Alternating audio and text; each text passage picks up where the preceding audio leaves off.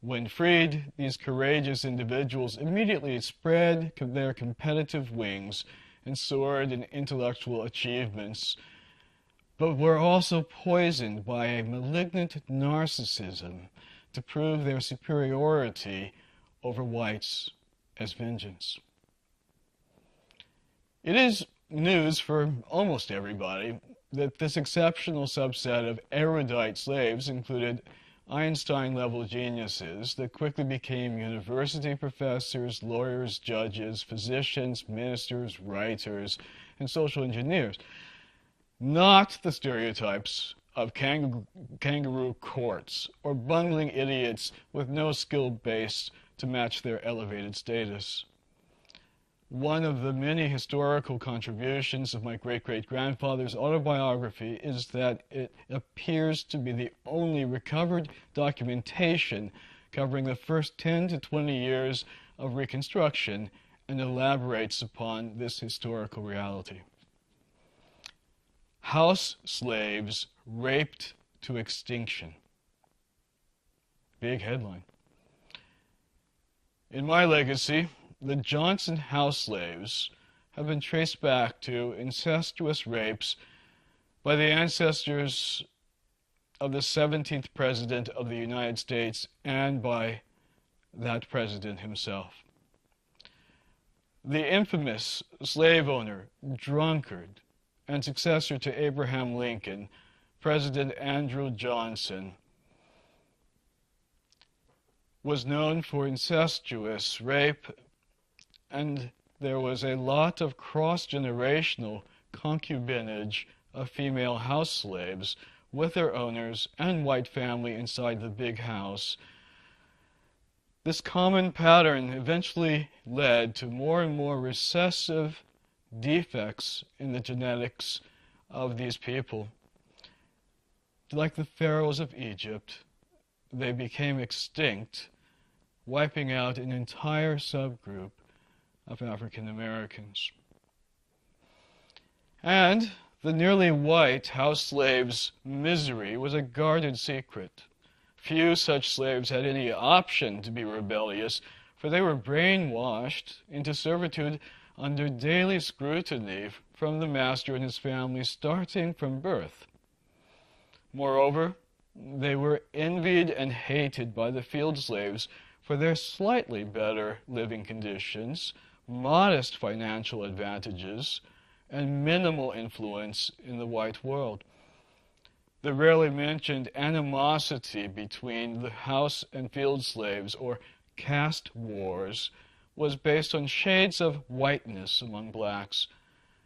This theme appears in several of the book's narratives. One illustration involves a fascinating travelogue to Haiti. As a guest of the fair-complexioned and wealthy Haitian ambassador to France, I learned about the horrible vengeance of the dark-complexioned Toton Macoute upon the mulatto mixed-race landowning caste. I then undergo an initiation into voodoo in an impoverished, disease-infected shantytown, capturing in both narratives the war between the two shades of pigmentation, in this case simply black versus brown. The caste war between shades of color was fully recreated within my nuclear family structure. My darker complexioned older brother's rebellious narcissism and his lifelong rivalry and hatred of me, leading up to subterfuge, beatings, and even attempted murder, stems from this same historical separation of the house and field slaves.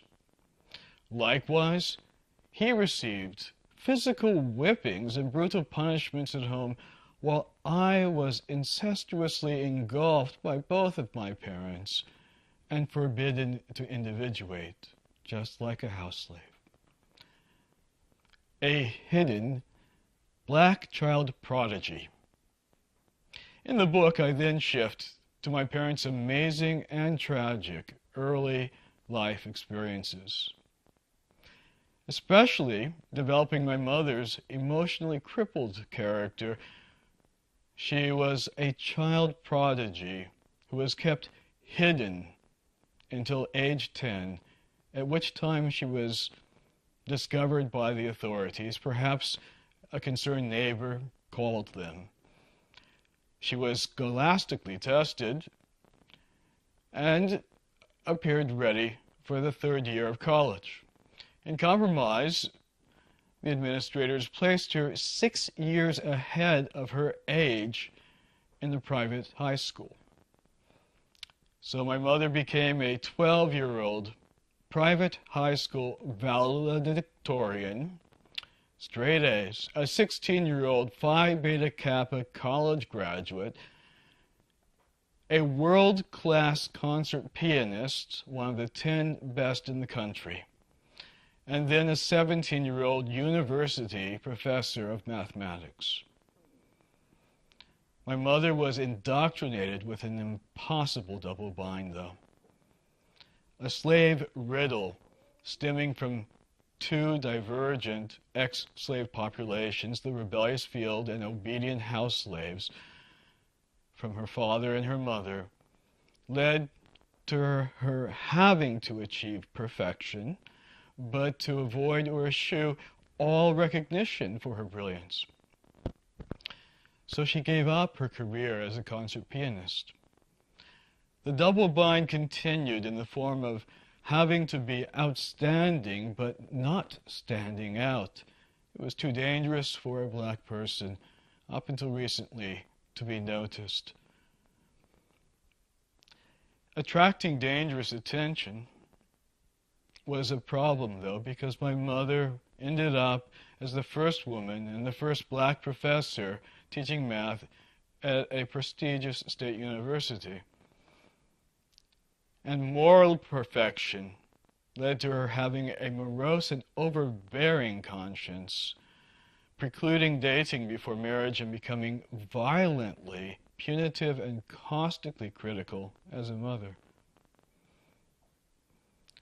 Black Jews abandoned at birth. My paternal grandfather, Morris Ginsburg, was an Orthodox Russian Jew and a fugitive from the pogroms in Russia.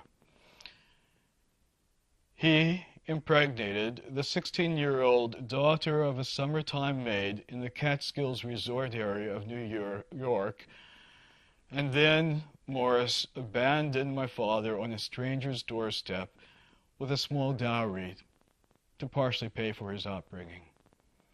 The plight of abandoned, impoverished, and emotionally constricted mixed race, in this case Jewish and black, orphans, has rarely been mentioned in any form of literature.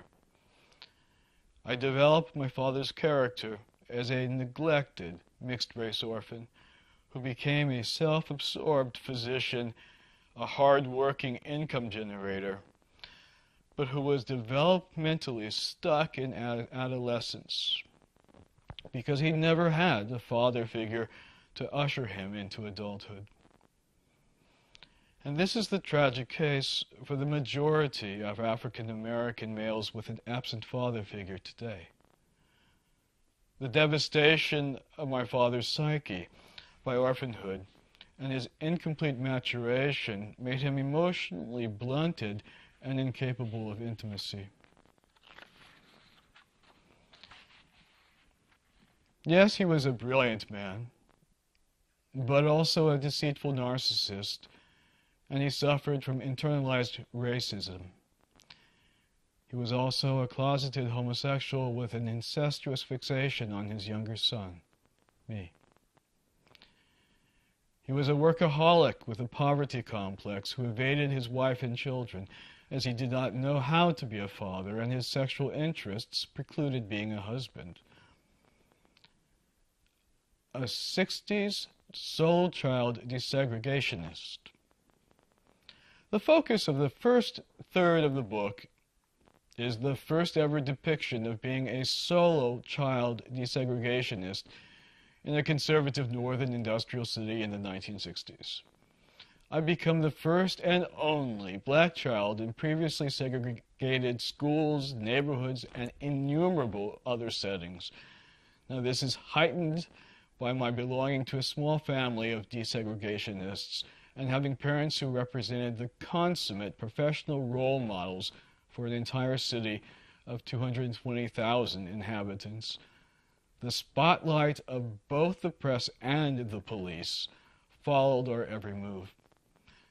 Complicating my life even more than the early lives of my parents was growing up as an outcast in an exclusively white cultural setting and in total isolation from the rest of the black community. So the rejection of blacks would soon follow that of whites, such that I had no fixed racial identity other than I was the not white and the not black one. Of course, the racial prejudice from first grade and throughout my educational years and adult life changed over time and involved many types of abuse and incessant shame induction. I specifically draw attention to a peculiar shift from being confronted and stared at from 1st through 7th grade, which I call hot hatred or aggression, to suddenly people looking away from me, being eclipsed at age 13, and in early adolescence, cold hatred or effacement. Finally, my father's political ties ushered candidates who marked the beginning of black political power into our home, but our mere existence enraged the previously segregated upper middle class communities where we lived and was destined to usher another force to the home, a violent backlash from organized groups such as the KKK and from the community at large. Thank you.